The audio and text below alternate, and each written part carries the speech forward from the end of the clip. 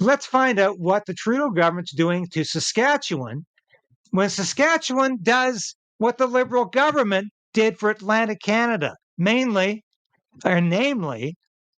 offering some financial assistance for the carbon tax to alleviate the financial burden of the carbon tax. Trudeau did that for Atlantic Canada because he was worried about Liberal MPs losing their seats in the next election because the carbon tax is killing Atlantic Canadians, just as it is Western Canadians, Central Canadians, Quebecers. Everybody in Canada is suffering under the carbon tax. But Trudeau was very particular. He said, well, I need those Atlantic Canada seats. I'm at risk of losing them.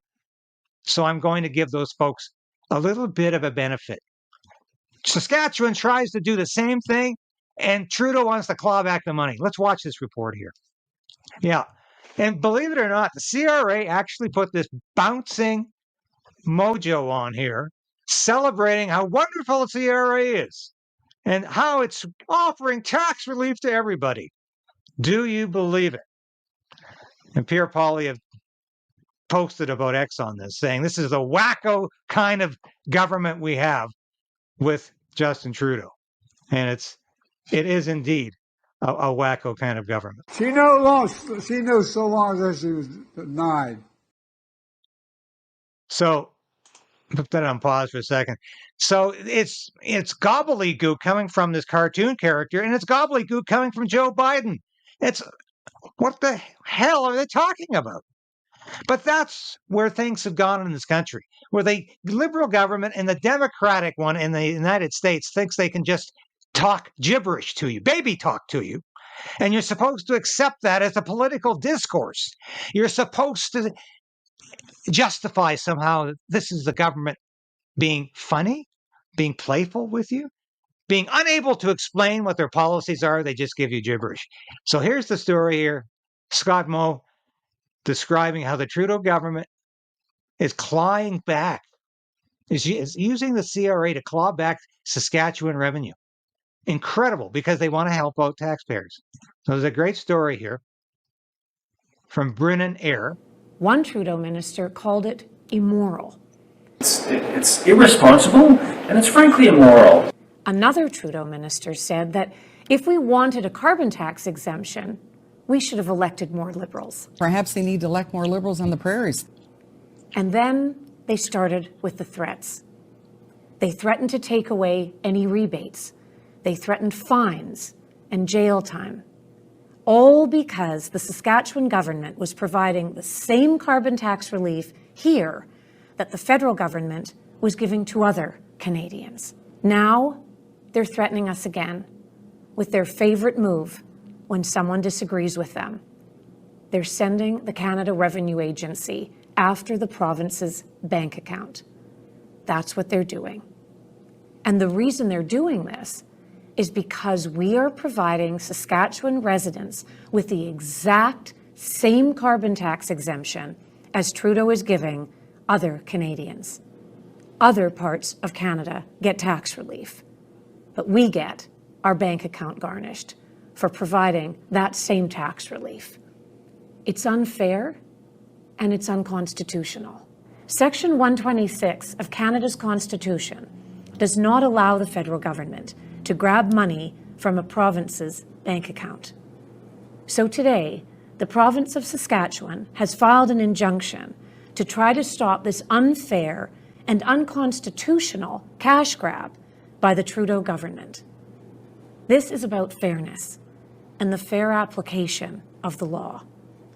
The Trudeau NDP carbon tax should be taken off everything for everyone.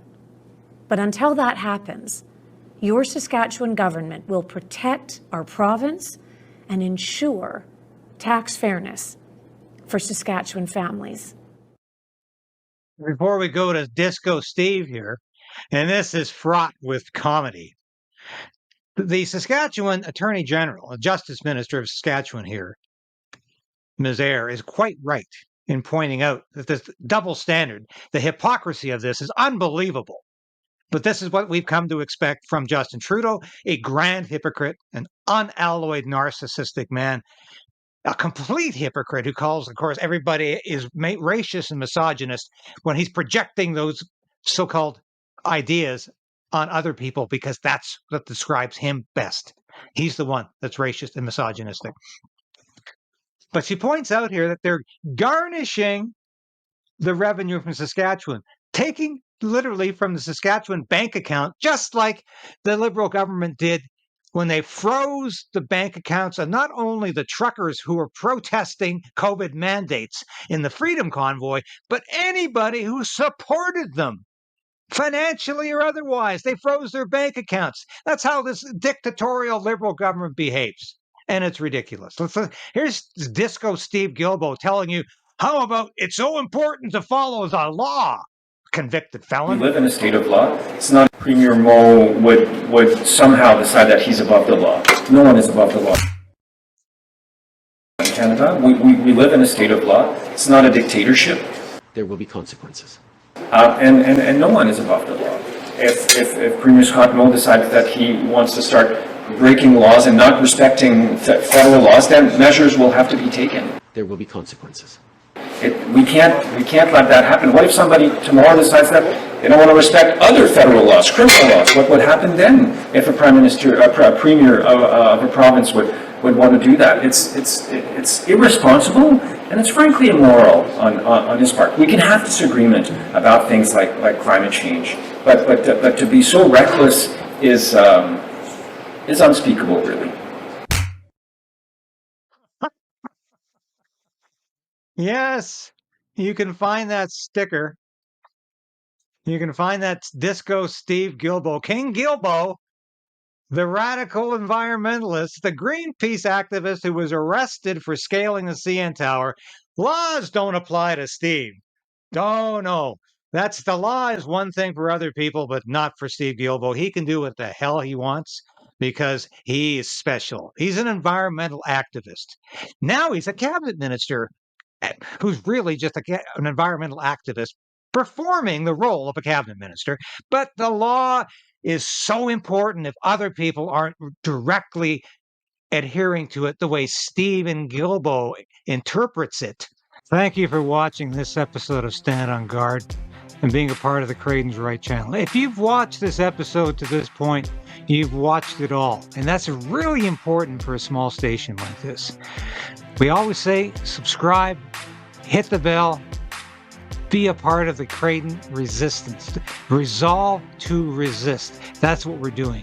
And if you become a subscriber, if you're a supporter of this station or a member through Substack, through YouTube, and now you can be a local as well, that's so important to us because I couldn't do this without you.